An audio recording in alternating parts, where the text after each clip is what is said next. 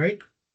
Christian, we might as well get started if you want to do your introductions, and then we can get moving. So thank you, everybody, for coming.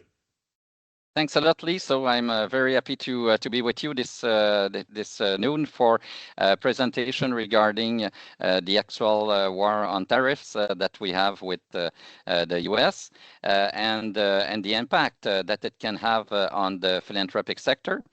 So I'm Christian Bolduc. I am the president of BNP Inspire, and I am with Lee Pigeot, who will present with me that webinar. Lee is a senior consultant at BNP also. So we are very happy to present you this webinar in this very crucial time of our country. And I wanted to present you a little bit the mission of BNP. So the mission of BNP is that we want to create a positive impact on society, and with strategies, philanthropic strategies that are both effective and profoundly inspiring. We are committed to supporting each organization with enthusiasm and care, helping them achieve their goals and create meaningful, lasting results that benefit our communities. Our values at BNP are ethics, commitment, innovation, humanity, impact, and dynamism. So we are very happy to present you that webinar on the customs tariffs, and maybe have a little context of that war. Since World War II, the trend in international trade has been toward greater globalization, increased trade, reduced tariffs, and the conclusion of numerous free trade agreements between countries. Such as, of course, the creation of the European Union. Although there have been occasions when an American president has sought to impose protectionist measures for electoral reasons, this free market trend has not escaped the attention of the United States, with which NAFTA was concluded in 1988. And in 2017, we have made a modification and a new trade agreement with under President Trump.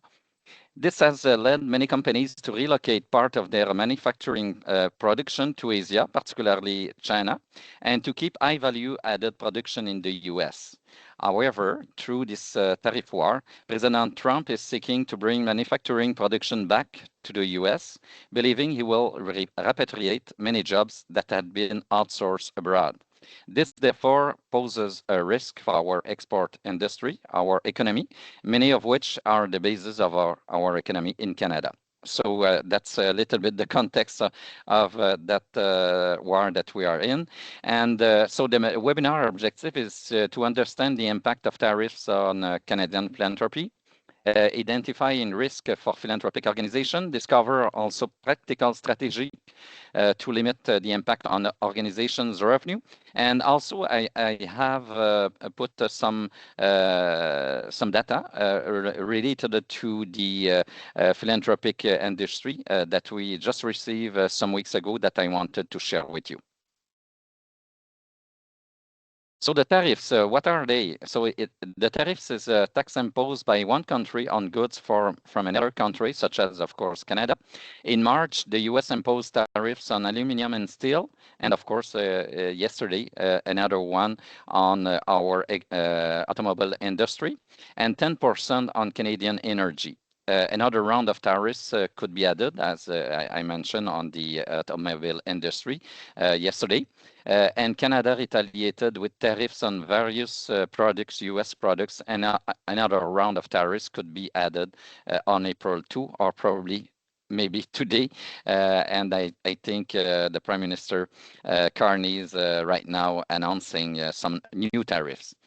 Canada imposed tariffs on Chinese electric vehicles in March, and that was, of course, to help and please the U.S. That wanted that didn't want, of course, to have electric vehicles from China in America.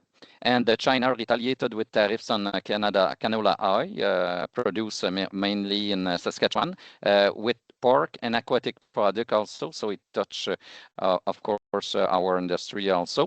The impact of tariffs on the Canadian economy is the imposition of tariffs of more than 25% of Canadian export to the U.S., Initial growth forecast for 2025 in January was a growth of 2%. But now, of course, with that tariff wars, there is a risk of a recession with a potential drop in GDP of up to 2.5 to 6% if trade war, of course, escalates. And a comparison with past recession, 1981-82, it was so a decrease of our GDP of 5%.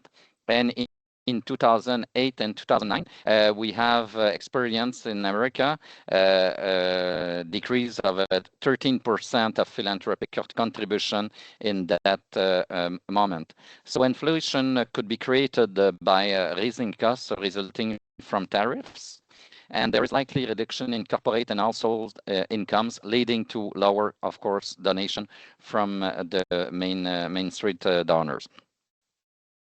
Sector most affected, of course, the automotive industry in Ontario. So there is layoffs and falling export, and we just unfortunately learned yesterday night that there will be a shutdown of 2 weeks for a plan, Stellantis plan in Windsor. So it's the beginning of the impact that we can see. In Quebec, we can see also that manufacturing industry, mainly in those regions, that we can lose job and drop in production. The agriculture and food industry also will see the rising of their cost. And consequences for those organizations is a decline in private and corporate contribution and reducing the public subsidies that we could see, and increased pressure on our program and services that are provided to our communities. The areas most are at risk are the organizations that are heavily dependent on individual donation and annual campaigns, and the local causes and association. Of course, they could have an impact on their services and the growing demand of services for those kind of organizations.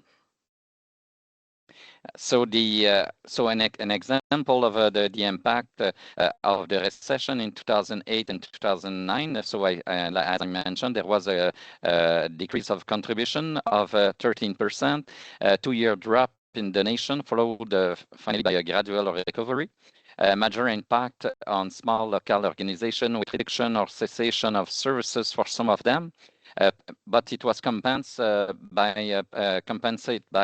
partially by private foundation and of course major donation, and it highlights the importance of communication and transparency from the philanthropic sector. So the worrying trend, the decline of generosity in Canada. So it's some data that just was coming from a study coming from Gift3 and Sector 3 Insight in February 2025. And what we can see is that there was 30% of people that were donors in 1990 and declare donation at Revenu Canada.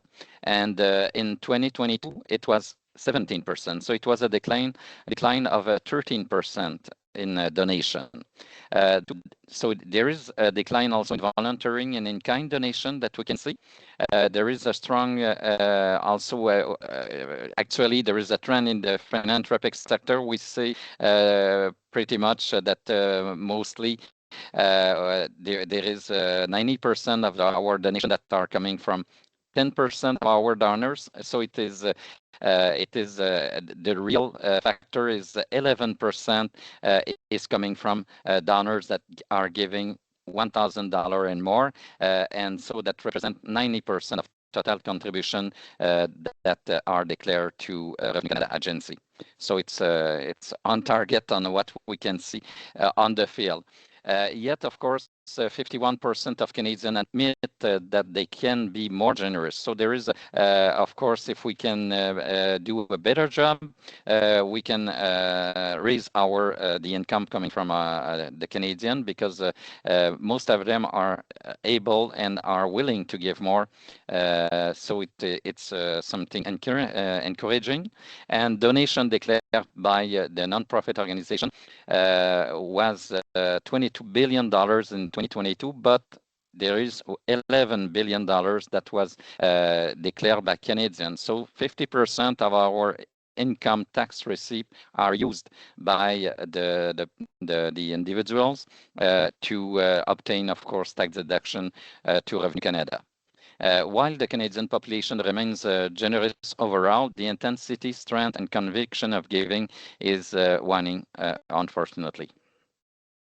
And there is, of course, some alarming findings. The trend towards one-off donations rather than long-term commitments is emerging, complicating charities' financial planning. So that's very important that we work to make sure that we have long-term donation from our donors. Younger generation, of course, have a different attitude towards the philanthropic sector, and they are showing lower level of giving than previous generation.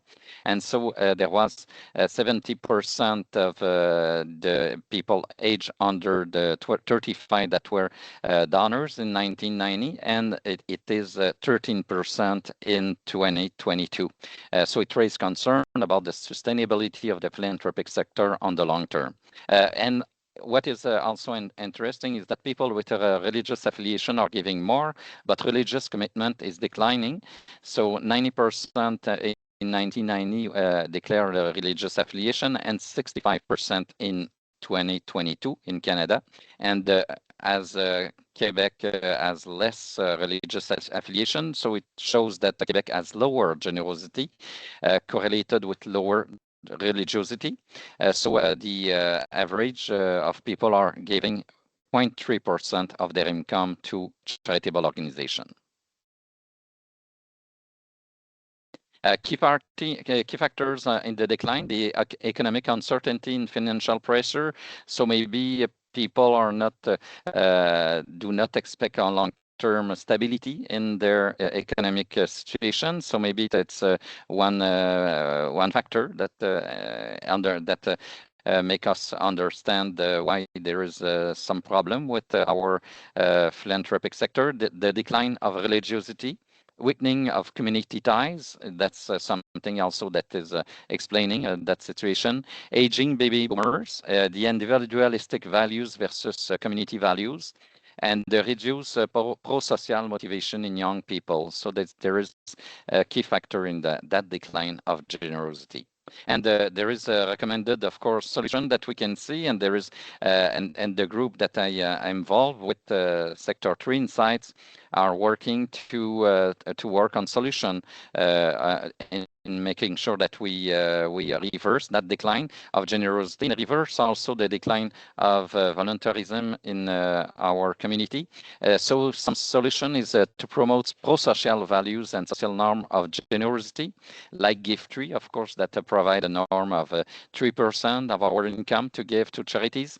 And there is a Mouvement des Philanthropes, so it's a group of people in Quebec City that promote a 5% donation of income to charitable organization.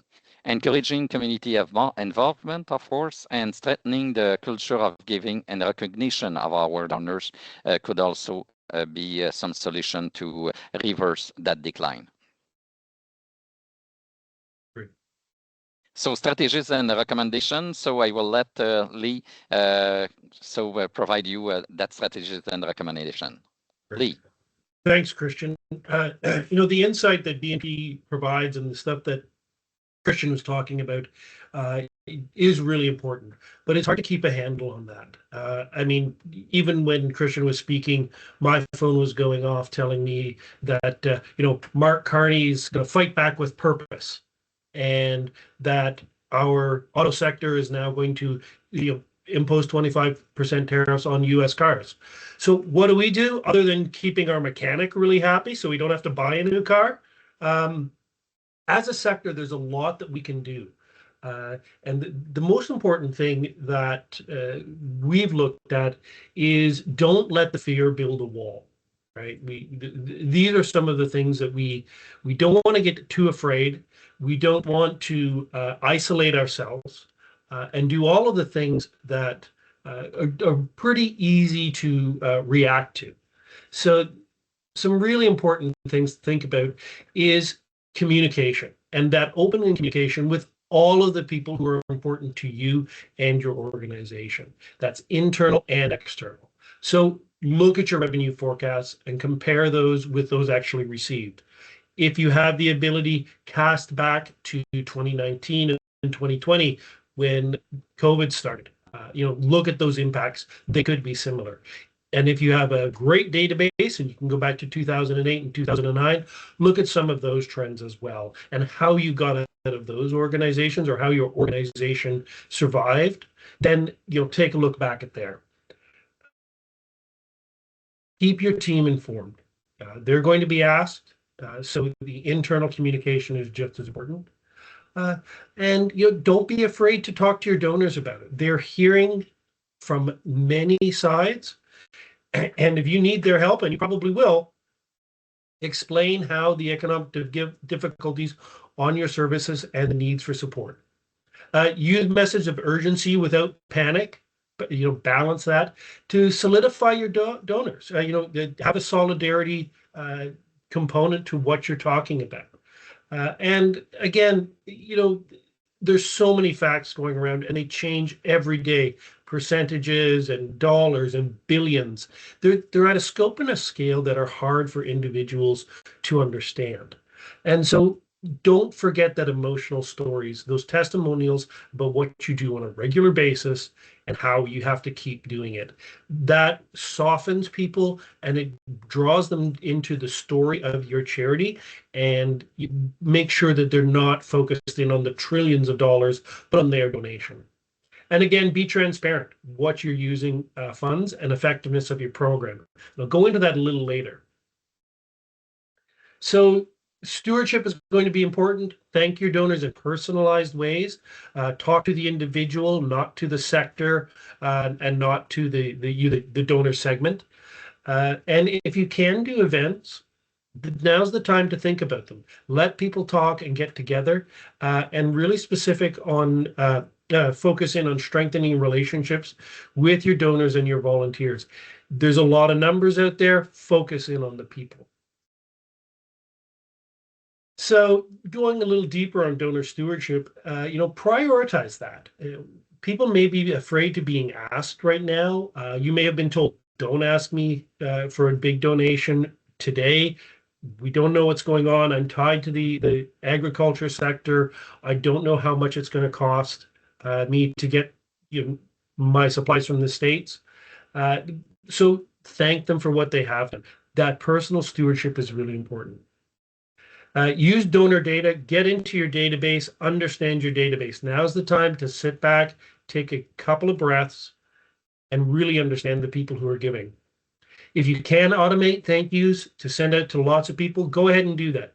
Give them updates, provide them with the impact reports so that everybody gets that information, but segment the donor list to tailor message to interest, to history, and if you can to someone in the construction sector is going to be affected a lot different than someone in the agriculture sector, who's going to be completely different to someone who may be in a northern or remote community or rural community. So there's a lot of things that are happening. And if the more you can segment and understand groups, the better you can do that. And balance it. Combine your digital platforms, your technology use with those real human connections. So gonna jump around a little bit here. We talked about understanding your external people, your donors, but also take a look inside. BNP just finished a succession planning survey in the fall, and we found that about 40% of your executive directors and 3/4 of board chairs plan to leave within 3 years. If you're a leader within your organization, how does that statistic match with what you see going on and what may be accelerated or even delayed over the next couple of years or even immediately. We know when COVID happened, there were a lot of people who were at the cusp of retirement did retire. There were a lot of people who changed jobs when they could to something more secure. And so make sure that your internal house is in order. You train, you mentor your internal staff for future leadership transitions. You make sure that there is more than one person who knows the password. That all of those really important things are taken care of. Try and be as flexible as possible. Support people well, keep up with professional development, and speak to your funders about this. The flexibility is in salaries, core investments. Some of our groups really focus in on percentage of programs and cost to raise a dollar. This may not be the time to focus in on that because you're not going to get good news. So speak to those relationships, talk to people, keep everyone informed. That's going to be really important because those are the sideways things that hit you right out of left field when people move around during perceived crisis, and you don't want to have that happen to your organization.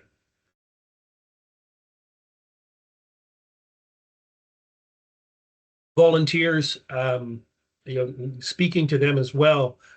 Christian talked about the decline in volunteerism, and we know that post-pandemic it was a big drop. So be a little more creative on this. Offer flexible, short-term, remote roles. Do what you can to keep people engaged in a flexible way. If you have regular committee meetings, make them every quarter. Make sure you have the ability for people to come in on Teams or Zoom.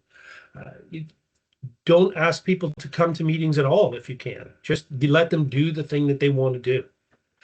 Modernize what you can do. There are so many great tools out there to connect with volunteers that your website can be very interactive and not be a barrier to volunteering, but to be a really great tool for volunteering. So modernize the communication. Ask for volunteers on your website, just like you would donate now. Have it join us now. And again, steward your volunteers like you do your donors. Recognize them publicly, share their impact stories. That will really help. And there may be a point where you've got some really well-aligned businesses who don't want to lay people off, who understand that there's going to be delays in what's going on, whether they're delays in shipment of raw material, shipment of parts from the U.S. They may have the ability to do some employer-supported volunteering. Provide those lateral thinking ideas to your best supporters. Again, if you have that ability and you have the database, take a look at, this is the right time to think about monthly giving. Asking for something big right now may not be the right time, but something on a monthly giving strategy, you may be able to put that up. And look at that intermediate donations. We speak a lot about major donors, that low end of the major donors, and then the medium donors are ones who will become major donors. And don't forget them.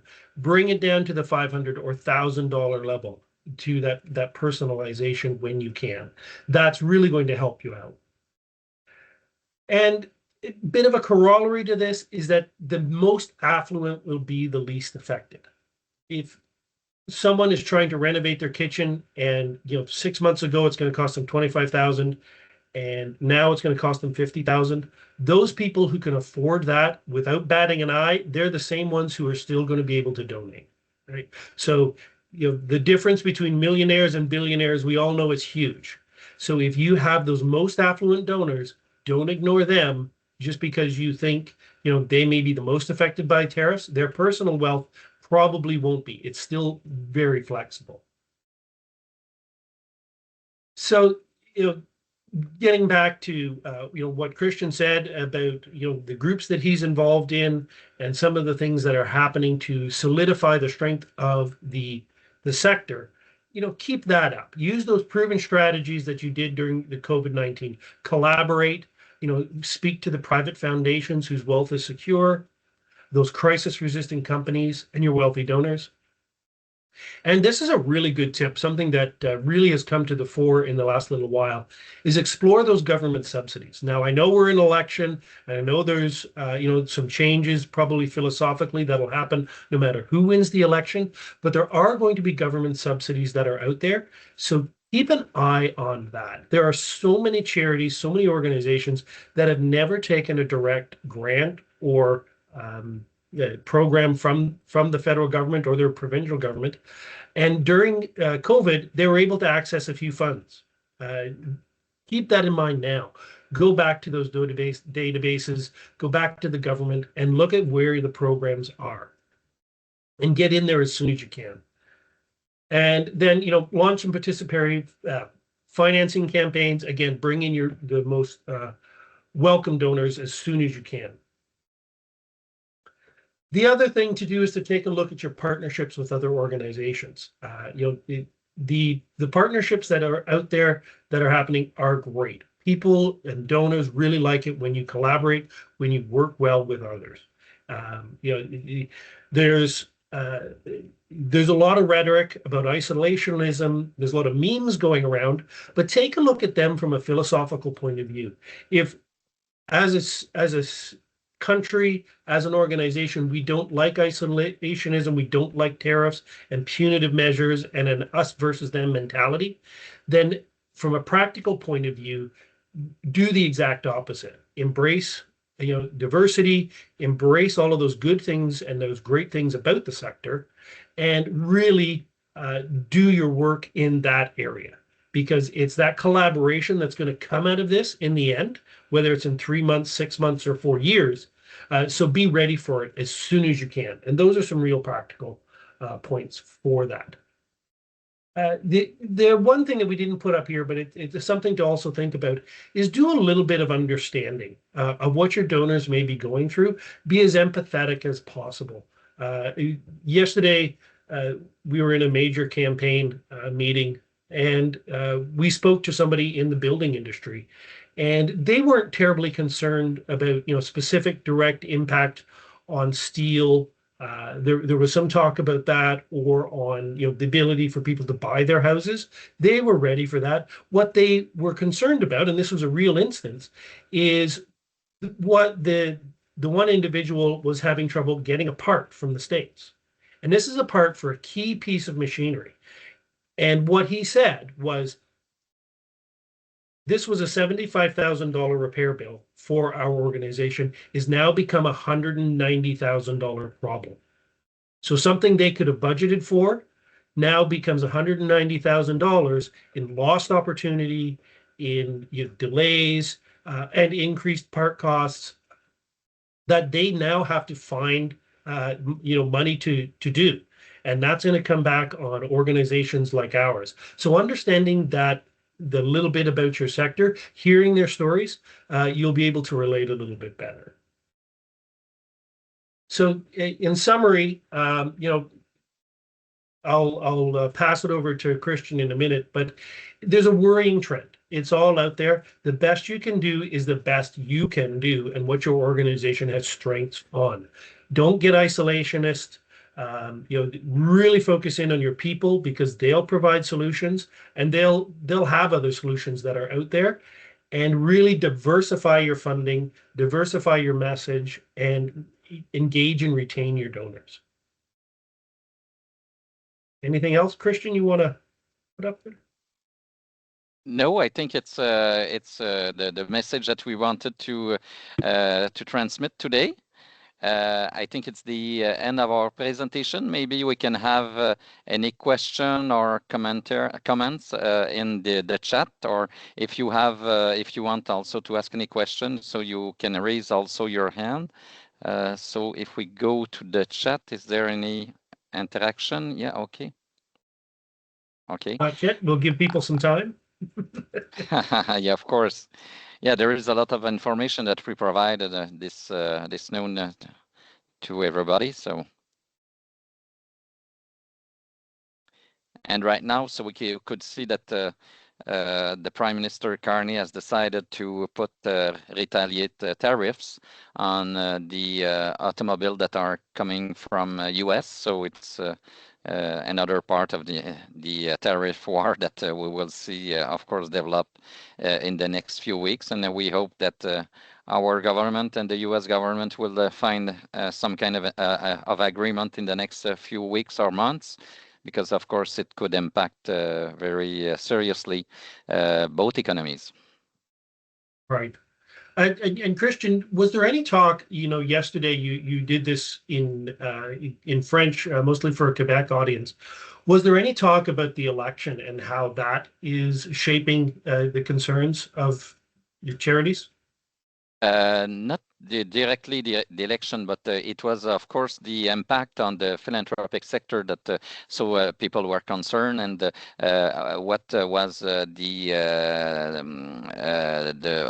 how they should react to limit the impact on the philanthropic sector. And of course, one thing was to make sure that we communicate, we are transparent, we communicate, of course, our needs, the impact on our services that crisis can have, and of course solicit our donors to keep their donation, and those who can't, of course, there is also some people that can be more generous and develop, of course, our major gift, develop more the monthly donation and other strategies, of course, and the database analysis is very important for each organization to make sure that we solicit each people with the right amount and the right way. So that's something that can raise the amount of donation, and of course send the message to your donors that it is important to be solidar with your organization and with your constituent in this time of difficulties that we can face.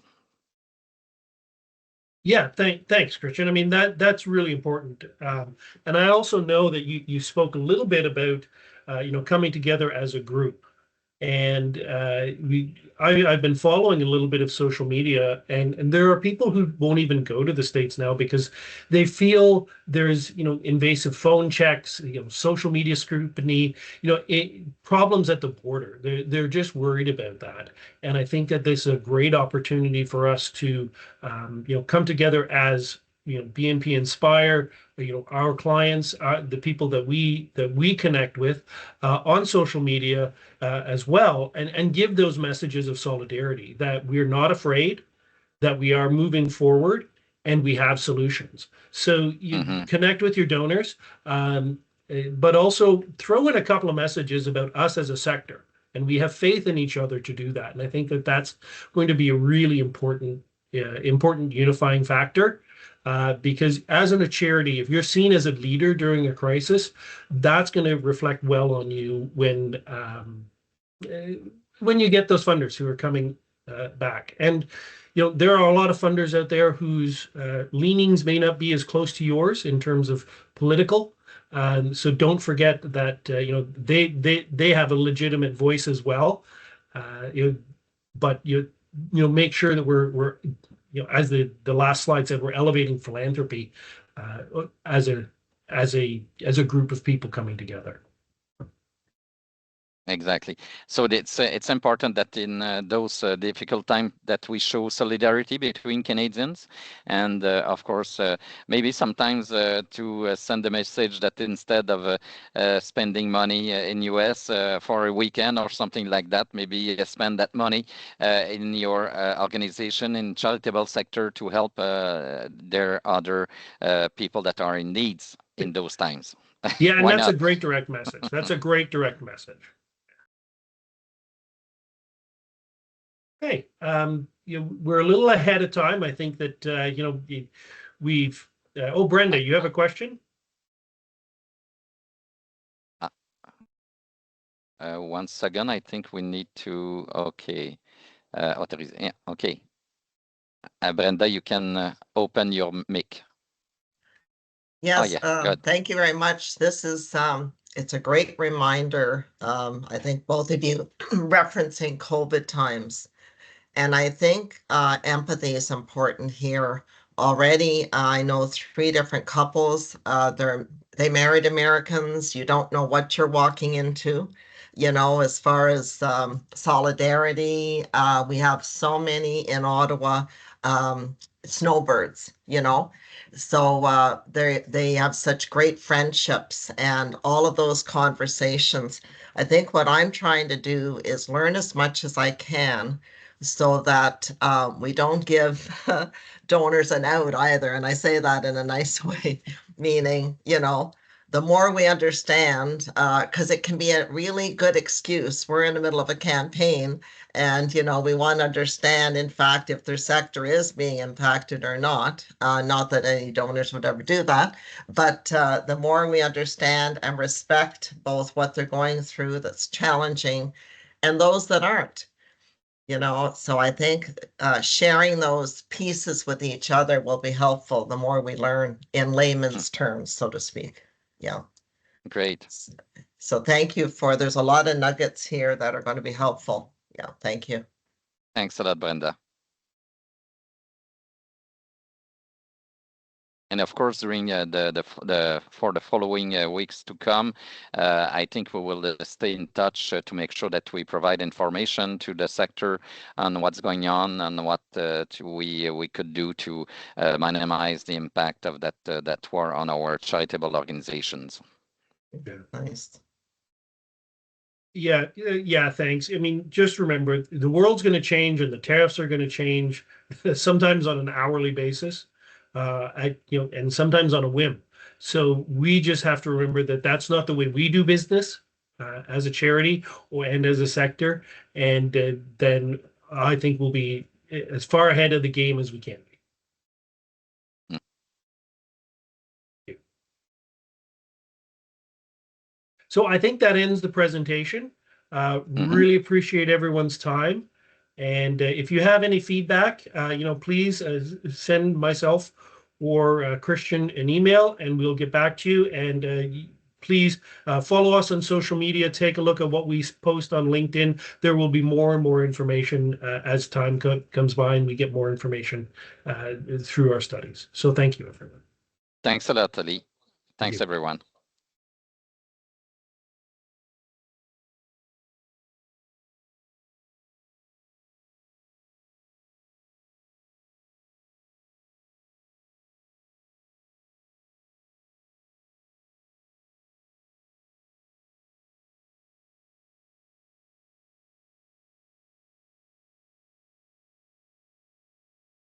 All right.